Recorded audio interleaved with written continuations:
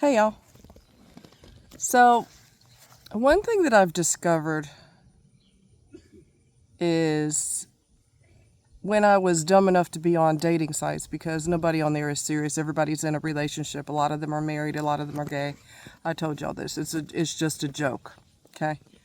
But when I didn't know any better, I found out quickly that people who their partner has died, people have erratic behavior anyway, but it's even more erratic if their partner has died, okay? And they justify being stupid in some cases because their partner's died, or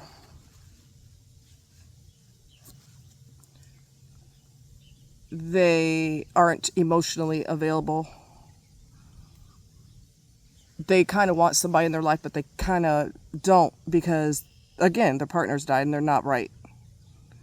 That's why I strongly, strongly, strongly encourage people, if you have issues or your partner's died and it's made a permanent impact on you, it's a good idea to go to therapy or a support group, because the emotions that you feel are probably 100% normal, okay?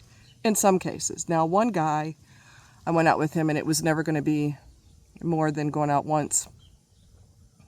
His partner died, and his wife, and that is the reason he justified banging as many people as humanly possible. He prides himself on having a harem because he didn't get it when his wife was sick and she died. And of course, a lot of men, not all, reduce their entire relationship to a piece of tail. So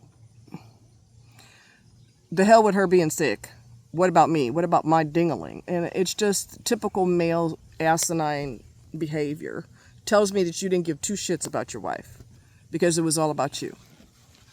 Her dying is real inconvenient for yo ass. And then I've got someone that I know who we've invited this person, myself and another person have invited this person to hang out and meet other people and have a good time, right?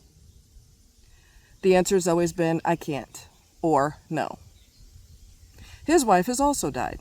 She's been gone for 2 years. His whole world revolves around what his daughter's going to do. She's not a kid. She's an adult. She moved in with him after her divorce. And his whole world, he went from losing his wife to making his daughter his wife. And even when I invited him to go to a really good restaurant here in town, he said, well, I got to see what Kathy's doing. Let's just pretend that's his daughter's name. It's not, but let's just pretend it is. I said, well, invite her. But then he did his usual thing and backed out and said no. So I told a friend of mine yesterday, I said, I'm never going to invite him anywhere else again. He said, no, don't do that. And this and that. I said, no, because every single time I invite him, it's a no. Another person invites him and it's a no. And I'm going to take but so many no's from you, and I'm just not going to invite your ass no more, because it's not to hurt you, it's to have a good time. And if you are against having a good time, then fine,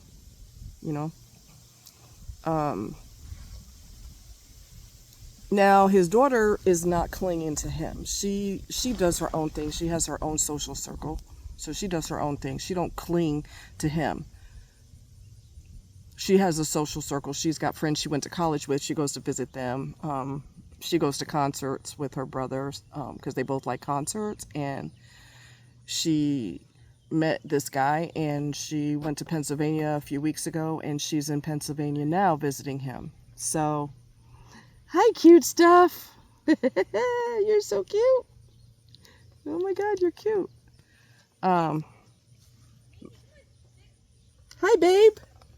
Hi, baby. I'm sorry, guys. I see the cutest puppy. Hi, cutie. Aw. Hi.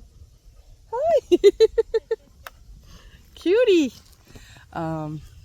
Yeah, she don't cling to him. She does her thing. But for some strange reason, he just cannot.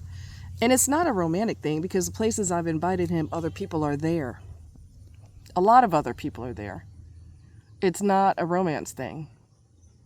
So it's just bizarre. It's just, and then when I found out that this person likes to kayak, I said, well, have you ever gone down to the Current River? Because the Current River is amazing. It's beautiful. The water's crystal clear.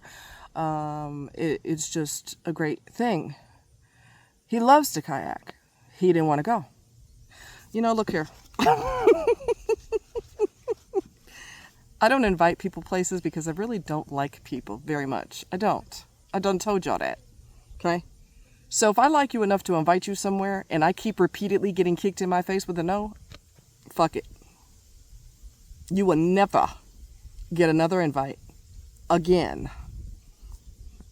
Some people, and this is going to sound weird, I wonder if some people feel like they're cheating on their spouse even though their spouse is no longer alive. I'm just keeping it real with you. I do wonder that. Well, I was married for X amount of years. I can't go out with anybody. Your spouse is no longer here. Again, people need to go to therapy. It's not a date thing. I was just asking, do you want to meet other people? I invited him to a pool party. That's the final invitation. Final invitation. These people have a lot of amenities. Okay, they have a beautiful home. They have plenty of food because everybody brings a dish. They have a hot tub, a heated hot tub. They have a heated swimming pool. Well, obviously heated, but I meant to say heated swimming pool. They have a heated pool. Both of them change colors. They got different colors in there. The hot tub is a swimmer's hot tub. In other words, if you wanted to do laps in it, you could, because it's got a lot of pressure in the front of it. So if you wanted to swim against that and do laps, you could. It's, fancy schmancy, okay? They have a bar. If you're interested in drinking, they got a little bar. Everybody, like I said, everybody brings a dish and it's a good time. And you're telling me no. Well, you don't have to ever worry about me inviting you again, because you're acting like I'm asking you, do you want your hand chopped off with a machete without anesthesia? And if that's that unbearable for you, don't worry about it ever again. So I know it's not me, because he blew the other person off who asked him out too. So I know it's not me, but I see a lot of weirdness when people have lost a partner. I see a lot of fucking weirdness, and I'm not gonna put up with it. If you want to isolate for the rest of your life, go for it. I mean, you have every right to do that. You don't want to meet friends. I'm not talking romantic. I'm talking friends only. That's too much for you. Fuck it. That's it. Another thing I noticed about people, and it's not an age thing or anything like that, in some cases it's an age thing because people get set in their ways. The reason why a lot of people, how can I put it? He's the same way. This person is the same way. People don't learn, and they don't, these fucking bugs. They don't learn because they're rigid. Their thought process is rigid. They're not open to any other views, whether it be, pertaining to how the country is run. You know where I'm going with that. They don't want to hear it. We talked about, I said, how do you feel about capital punishment? The fact that he doesn't like it or is against it, I don't really give a shit, because the laws are going to do what they're going to do regardless of your opinion. So it doesn't matter what you think about it. I don't come out and say that, but that's how I feel. There's always going to be somebody against something. So anyway, it's muggy. Oh God, it's muggy. The reason why people, I find a lot of people are so goddamn set in their ways that they're rigid in their thinking.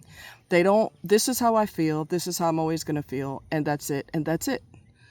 You're hard to get along with because your view is so set in concrete that how many people, those of you watching this video right now, how many of you have met a person who's flexible with their mindset? How many of you? How many of you have met people who go, you know what? I gotta be honest with you, I never thought of it that way. That's something I need to think about, because I'm pretty strong in how I feel.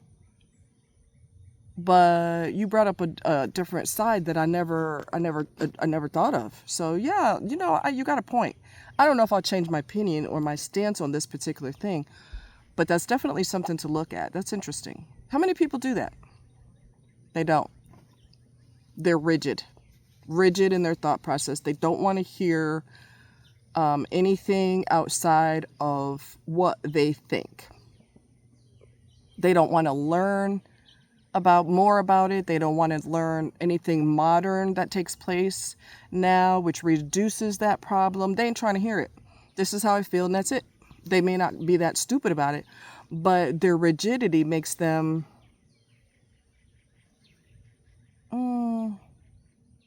a pain in the ass to have a discussion with, because they're not flexible. They're not flexible. This is how I feel, and that's it. Well, things have changed, times have changed, science has changed, and this is, reduces the chance of those problems in the past or whatever. Yeah, well, no. And y'all wonder why I stay to myself. You wonder why I stay to myself, and I don't bother with nobody. My best friend died, and she took a part of my heart with me because she was never an asshole like that. Never. Never. We got along great. Neither one of us was stubborn as a goddamn mule. We both respected each other's opinions, and we genuinely listened to each other. We weren't like, nope, that's how I feel, and that's it. And then I think to myself, with this particular person, that's probably why when him and his wife were alive, she would go off on him. He says, I don't like confrontation. Well, if you're rigid, of course you're going to have confrontation. Because you're rigid. You're a titanium bar or a brick. People don't like that shit. You're not easy to get along with because you want it your way, and you're staunch in your opinion, and you ain't changing no matter what. Well, you're hard to get along with because you're obstinate. You're oppositional. I don't think this person's a narcissist, but definitely oppositional so far as stubborn and set in their ways. And that does not make you easy to get along with. So, food for thought. Food for thought. I read an article, and it's just weird that I read that, talking about how, people, especially older people, can be set in their ways, and they're not bending for anybody because they're just that firm in their beliefs. And it just reiterated what I was already thinking about. Some of it has to do with age. Some of it has to do with they're older, and that's it. This is how I was raised, and I ain't bending for no damn body. This is how I feel.